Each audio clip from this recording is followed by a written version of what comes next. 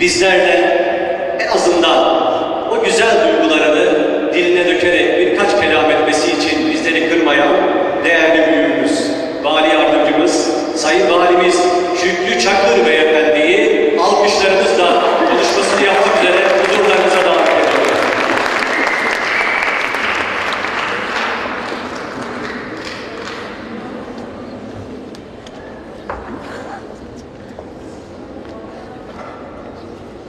Değerli kaymakamım, kıymetli hanımefendiler, beyefendiler, değerli konuklar,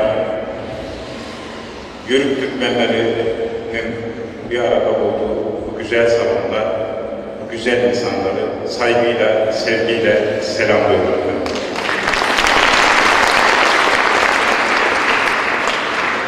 Antalya'dayım. Toros Dağları'nın içinde olan bir bölgeyim benim. Bu nedenle Yörük Türkmen denildiği zaman benim de kanım kaynıyor, içim coşuyor. Çoğu zaman yaylalara çıktık. Kimi Karaçatılar'da, kimi Keçeli Alacıklar'da ayranımızı, çorbamızı içtik.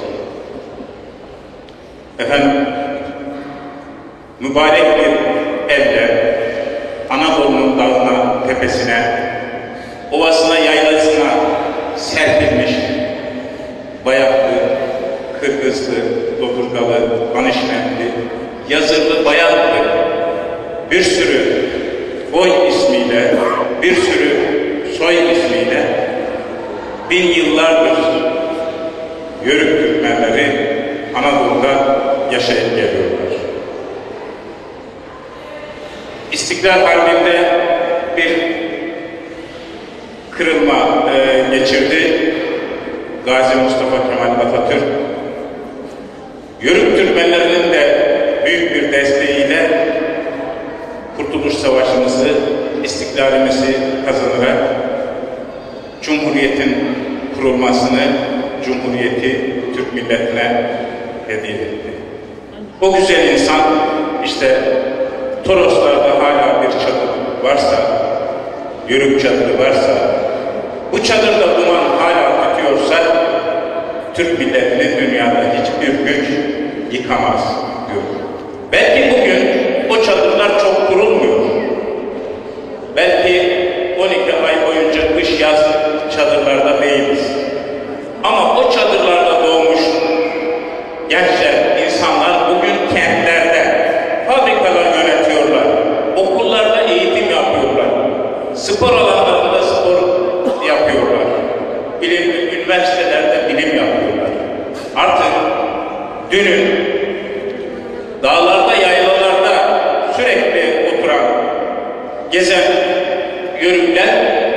Yörüklerin çocukları bugün kentlerde.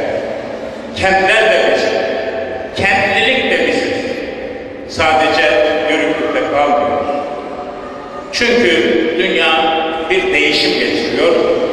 Küreselleşme dediğimiz iletişim araçlarının, dijital araçların hız ve sürat yapan ulaşım araçlarının getirdiği yeni bir ekonomik, sosyal, siyasi bir sistem içerisindeyiz. Eğer Çin'de bir kör kuyuya taş düşse Fransa'da hemen beliriyor.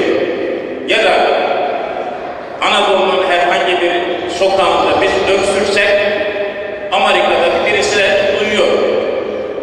Artık ilişkiler küreselleşti. Onun için biz Yörüklerde sadece dağda, tepede, çadırda kalmıyoruz. Biz de toplumun her kesimindeyiz, her yerindeyiz, her şekilde varız. Küreselleşen dünyada medeniyetimizi, yapımızı, kültürümüzü daha çok ayakta tutmak için durmadan çalışıyor, koşturuyoruz çok şükür. Onun için bugün Türkmen Birliği, Dünya Türkmen Birliği bütün Türkmenleri tanıştırıp, kaynaştırıp, kucaklaştırmak istiyorum. Tebrik ediyorum, kutluyorum. Bu gerçekten ciddi bir inancın, ciddi bir gayretin eseri. 6 tane bağımsızlığını kazanmış Türk ülkesi var. Türkçe konuşuyorlar. Daha birçok özel, henüz siyasi yapılarını kazanamamış gruplar, dost ülkeler var. Türk kültürü, Türk milletinin medeniyeti gerçekten dünyanın 3 kıtasında mührünü her köşesine vurmuş. Dostlarımız da var, düşmanlarımız da var. Seven de var, sevmeyen de var. İşte bir milletin ayakta kalabilmesi için birbiriyle kucaklaşması, birbirine sahip çıkması. Orta Asya'da bırakıp Anadolu'ya geldiğimiz yurtlar yıkılmadı, kaybolmadı çok şükür. Bugün yeniden fışkırdılar, yeniden ayağa kalktılar. Adeta tıraş olmuş bir saç gibi gür bir şekilde ortaya çıktılar. İşte o ata yurtlarıyla kucaklaşmanın, o kültürle yeniden ilişmenin, dayanışmanın zamanı, günü. Ve ben Türk dünyası müzik topluluğunu burada en samimi, en sıcak, en duyarlı nameleriyle dinleyeceğimiz için kendimizi şanslı hissediyorum.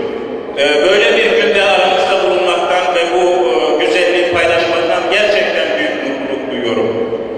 Bu organizasyonu, bu konseri bizlere sunan değerli arkadaşlarıma, Dünya Türkmen Birliği'ne, Ahmet Yesevi Federasyonu'na destek olan, tüm maddi ve manevi destek olan dostlarımıza, bu çalışmaların, davanın, inancın destekçisi ve sahibi olanlara gerçekten teşekkür ediyorum.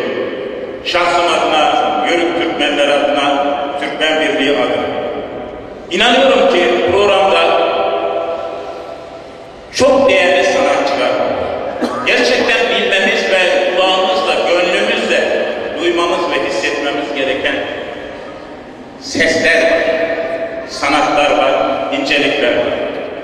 Hepinizin bu güzellikleri paylaşması, gerçekten Türk dünyasının duygu ve düşüncelerini yeniden ruhlarınıza yerleştirilmesi ve güzel dünyada kendimizi daha güvenli, daha iyi geleceklere taşımamız dileğiyle hepinizi saygıyla, sevgiyle tekrar selamlıyorum. Ey Türk, kendi toprağında sertabıklarınla yürü. Gökte güneşler batsa, batmayacaktır yerde Türk'ün medeniyeti, kültürü. Saygıyla, sevgiyle.